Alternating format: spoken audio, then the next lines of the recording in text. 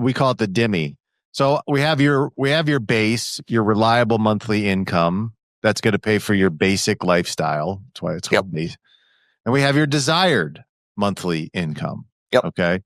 So if your RIMI is made up of like investments that you're making while you're working along the way, qualified plans, brokerage accounts, what else would be in there?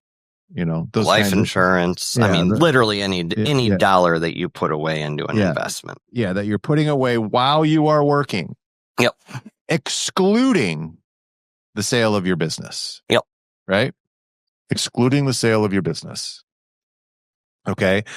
So the desired, though, is going to include the sale, the liquidation, transfer, whatever you want to call it, of your practice. Yes. Okay. And that combined with everything else that you have is going to provide us what your DEMI should be. Now, if people say that they want their RIMI to be $10,000-$15,000, then I think the DEMI is probably going to be right around $25,000 to $30,000 from those. Yeah, usually it's about double.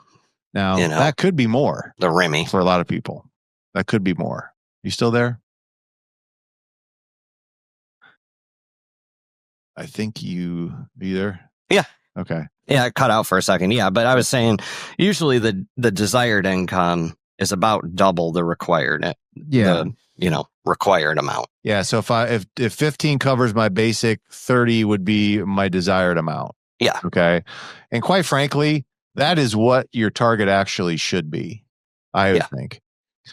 Because that is going to include now the eventual sale of your business, however you decide to do it. Whether you transfer it over to an associate and still, take income, whether you hold on to it and just draw income from it, but you're limited in your role in the business, or you just do an outright liquidation and sell to a private equity group or something like that. Yep. Okay. Then that should provide you enough to now combine the two, and now you got your DEMI. Okay. Exactly. So what's the math on that? It's almost the exact same identical that we do on the RIMI. Okay. Except if I want $25,000 a month as opposed to 10, okay, that means I need $300,000 a year. All right. Now, if I want $300,000 a year of income, cash flow, whatever term you want to use, and then I'm going to need roughly about $6 million in assets. Yep. To be able to do that. Okay. So you could see the numbers are bigger than what most people tell you. You're going to need. Okay. And that's part of the process of like really navigating, like, how much are you actually going to need in income, assets, and resources to be able to live the life that you want to live? And that's the first question that we're going to ask. How much is that? Okay. Because then we can reverse it and work backwards and figure out where are the income sources going to come from that allow you to have that ideal life. Okay. Now, is 30,000 going to be enough for most of you? Probably. Some people are like 40. Some people are like 50. I'm sure we have some people that are probably like, I'm working on with some clients right now that I'm looking at their DEMIs after they sell. It's going to be, 80 to 90 to 100 a month. Yeah. Which is still awesome. But they're also going to have $8, $10, $12 million business sales as well. Yeah. I mean, our average client is going to be more than happy off 25 to 30. Yeah. So I would say the average practice is probably not going to sell. The average practice is not going to sell for 10, 12, $15 million. No.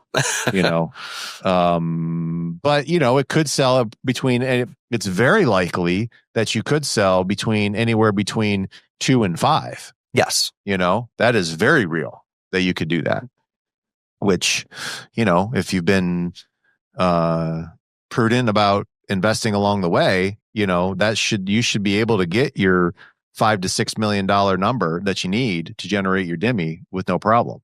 Oh, yeah. Okay. So, that's the basic math on it. So that's how we look at it. Like if you want $30,000 a month, or well, that would be what, $360,000 a year.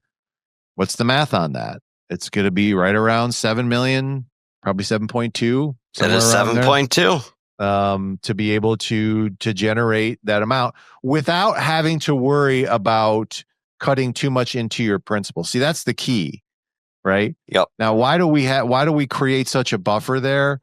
Because we want to make sure that there is plenty that is there to take into consideration